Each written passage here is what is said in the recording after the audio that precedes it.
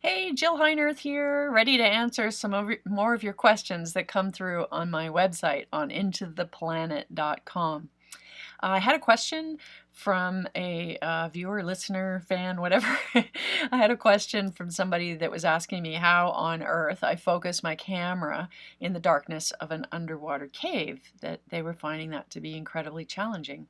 So I have a little secret weapon for me.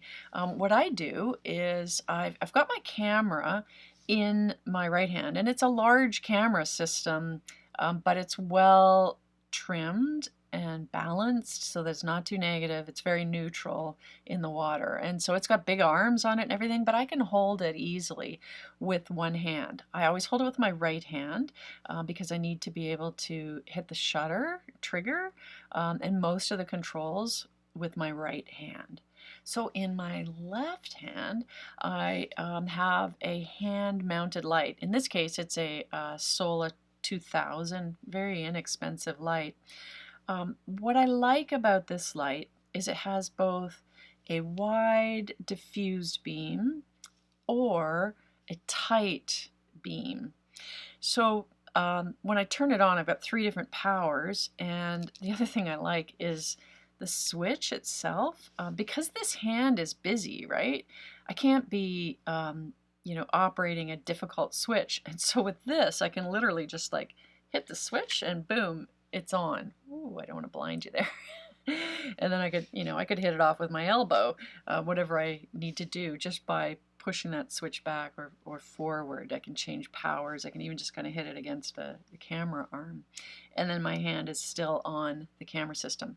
So I use the wide setting to just softly illuminate whatever it is that I want to focus on. If it's the person's face and I want to get some light into their mask, I'm pointing this straight into their eyes. Sorry, buddy.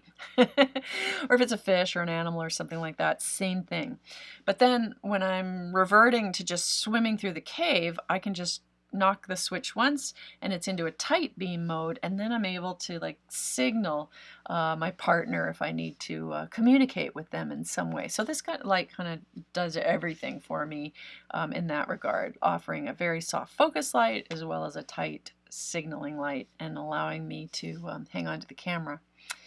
One other thing about holding onto the camera, I don't clip it to myself. I know a lot of people tether the big camera system to themselves with a lanyard, but if I need to drop it, I will, and I want to drop it.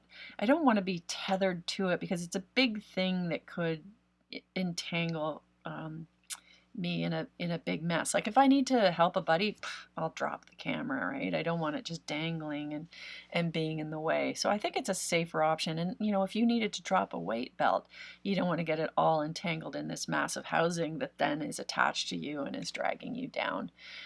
So there's a little tip from an email question. If you have a question for me, please feel free to reach out to intotheplanet.com. There's a contact thing at the bottom of the page on the website, and I'll do my best to answer your questions on video. Thanks.